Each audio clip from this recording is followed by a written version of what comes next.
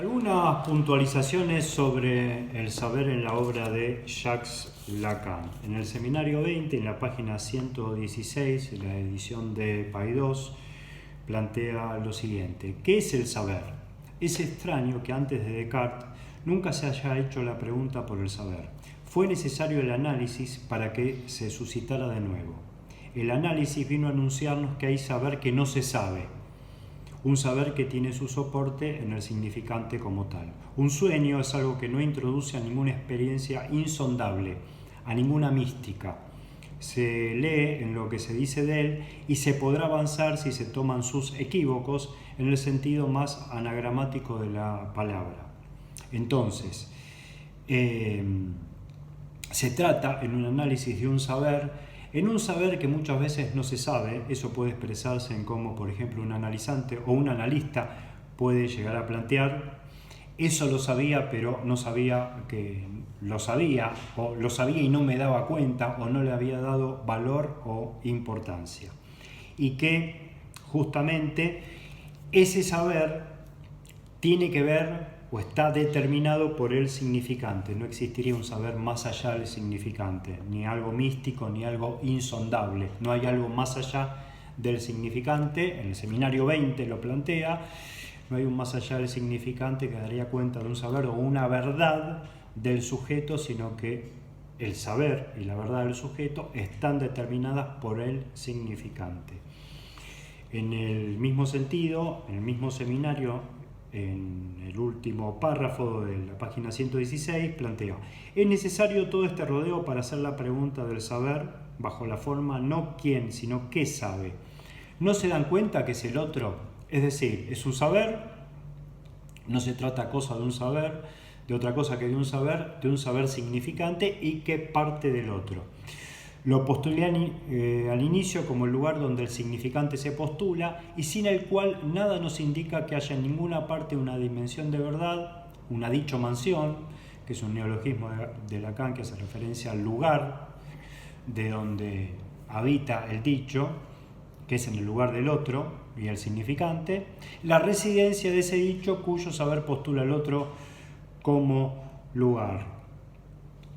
Entonces, en relación a esto, en el seminario 11 plantea: sé que algunos de ustedes se inician en mi enseñanza. Esto es en la página 26 también de la edición de Paidós, del seminario 11, y dice: lo hacen mediante escritos ya obsoletos. Quisiera que sepan que una de las coordenadas indispensables para apreciar el sentido de esta primera enseñanza ha de encontrarse en lo siguiente: desde donde están situados no pueden imaginar qué grado de desdén o simplemente de desconocimiento para con su instrumento pueden llegar a tener los analistas. Sepan que durante años dediqué todos mis esfuerzos a revalorizar ante ellos este instrumento, la palabra, para devolverle su dignidad. Los analistas desdeñan la palabra, descalifican a la palabra, y lograr que no fuese siempre para ellos algo de antemano desvalorizado que los obligase a poner los ojos más allá para encontrarle su garante. Nuevamente, Lacan desestima que exista un más allá, en este caso de la palabra, en el seminario 20, refiriéndose al significante. No hay algo místico, no hay algo insondable, no hay un más allá de la palabra, si vamos a este seminario, sino que en la palabra se ubicaría lo pertinente en lo que tiene que ver en la determinación del sujeto. Así fue como, al menos, continúo, por un tiempo se me pudo tomar por alguien obsesionado por no sé qué filosofía del lenguaje, heideggeriana incluso, cuando solo se trataba de una referencia propedéutica, es decir, de enseñanza. Y hablar en esta sede tampoco hará que hable como filósofo. Bien. Para abordar algo distinto, que efectivamente me es más fácil mencionar aquí, al meollo del asunto lo llamaré el rechazo del concepto. Rechazo del significante, rechazo de la palabra, rechazo del concepto. Y no de otra manera. Del seminario 11, vamos para atrás, porque el seminario 11 es 63, 64, vamos al escrito Función y Campo de la Palabra de 19 53. ¿Qué plantea? Hablando de descalificación del concepto. Función y campo de la palabra, página 267 de la edición del siglo XXI, dice: pues no es decir bastante todavía decir que el concepto es la cosa misma, lo cual puede demostrarlo un niño contra la escuela. Cuando te dicen que hasta un niño lo saben, están queriendo decir que no te das cuenta de algo evidente. Bien, es el mundo de las palabras el que crea el mundo de las cosas, primeramente confundidas en el hic et nunc del todo en devenir. Es decir, ¿qué es el mundo de las palabras? Es el mundo del concepto el que crea las cosas. A veces, para algunos, confundido esto con el aquí y ahora. En un psicoanálisis puede suponerse que hay que dejar de lado, que hay que descalificar el concepto y la palabra para dar cuenta del aquí y ahora, del paciente, de la vivencia, del goce o de algo energético. Lo que plantea Lacan, muy por el contrario, es que no habría que confundir el concepto y la palabra como creador de la realidad, creador de la cosa misma, con un supuesto aquí y ahora primordial. En Función y campo de la palabra, también en la página 308, dice: la experiencia psicoanalítica ha vuelto a encontrar en el hombre el imperativo del verbo como la ley que lo ha formado a su imagen. Maneja la función poética del lenguaje para dar a su deseo su mediación simbólica. Que os haga comprender por fin que es en el don de la palabra donde reside toda la realidad de sus efectos. La palabra genera como efecto la realidad, pues es por la vía de ese don por donde toda realidad ha llegado al hombre y por su acto continuado como él la mantiene. El hombre llega a la realidad y mantiene la realidad por la palabra. No hay una realidad previa, no hay una realidad más allá tampoco de la palabra, sino que la palabra crea y sostiene la realidad. Si el dominio que define este don de la palabra ha de bastar a vuestra acción como a vuestro saber, bastará también a vuestra devoción, pues le ofrece un campo privilegiado. La palabra ofrece un campo privilegiado, propone hacer una devoción a la palabra, en el que sentido de que es la palabra donde se efectúa la realidad del ser hablante.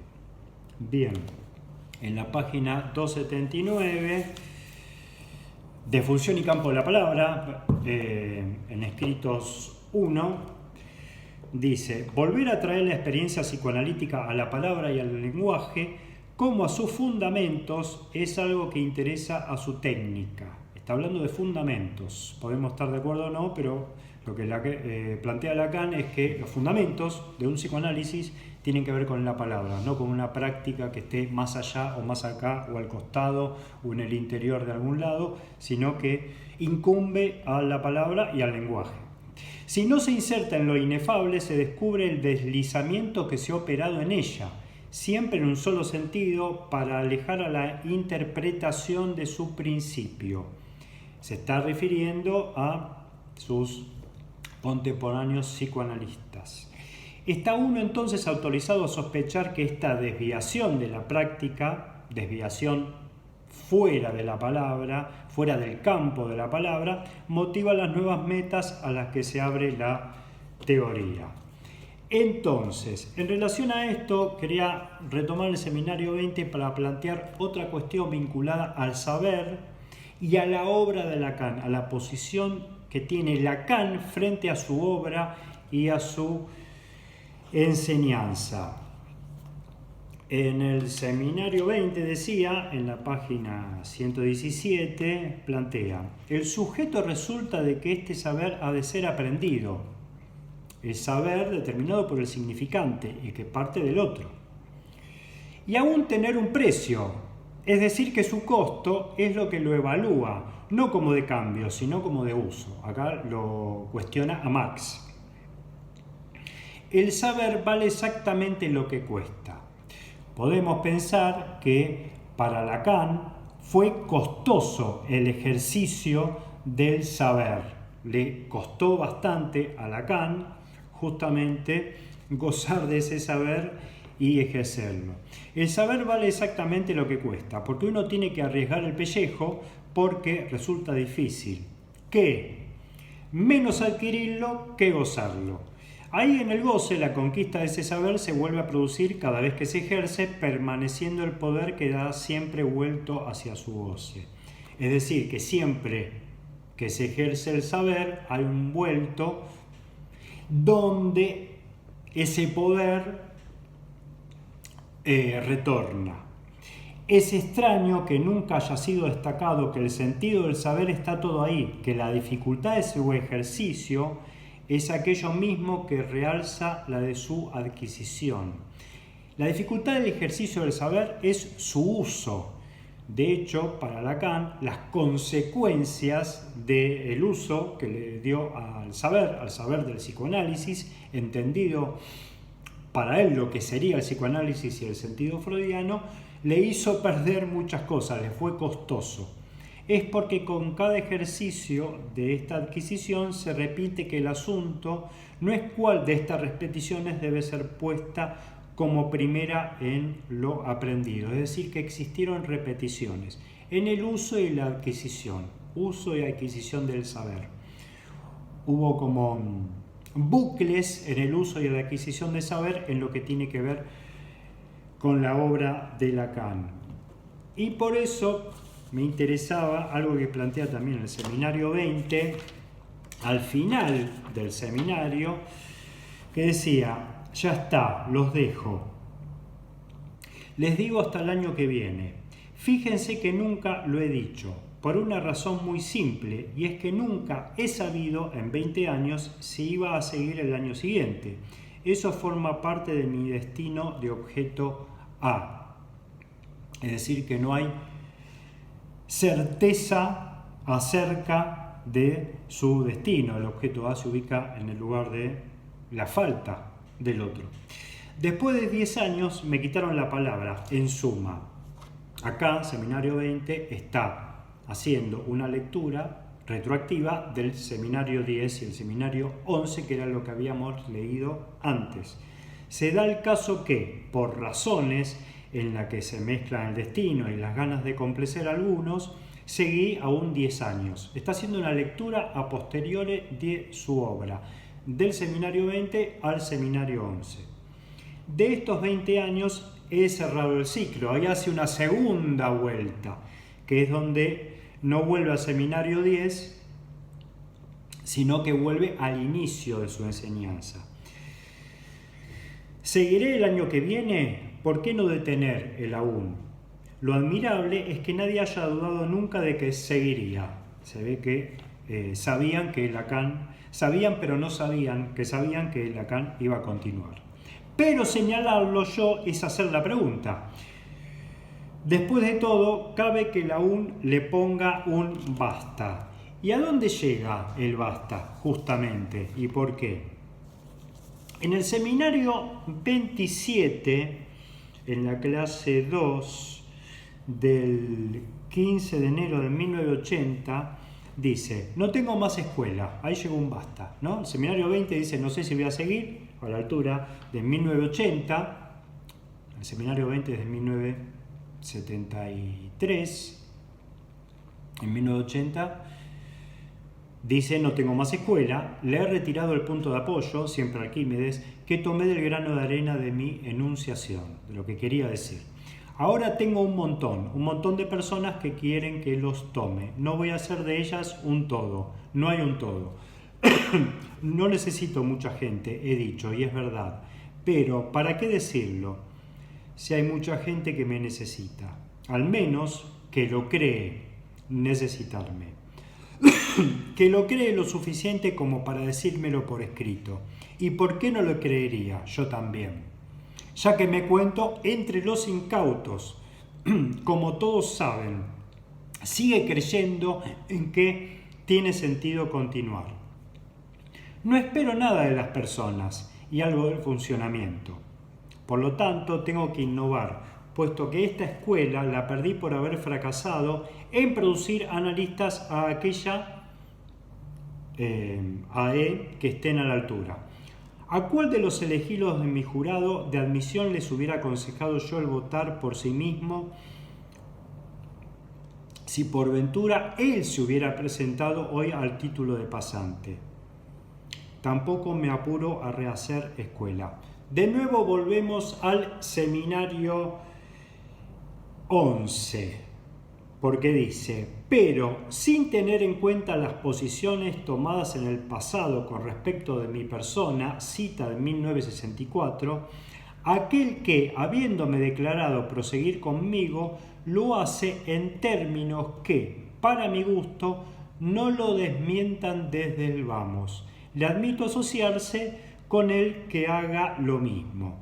Es decir, en el seminario 20 se estaba planteando la recepción que tenía su enseñanza en el seminario, a la altura del seminario 11 o seminario 10, cuando le producen la excomunión, y también del principio de su enseñanza. Vieron cómo hace una lectura retroactiva Lacan de su transmisión y de la llegada, del vuelto que tiene su transmisión y de lo que perdió en eso.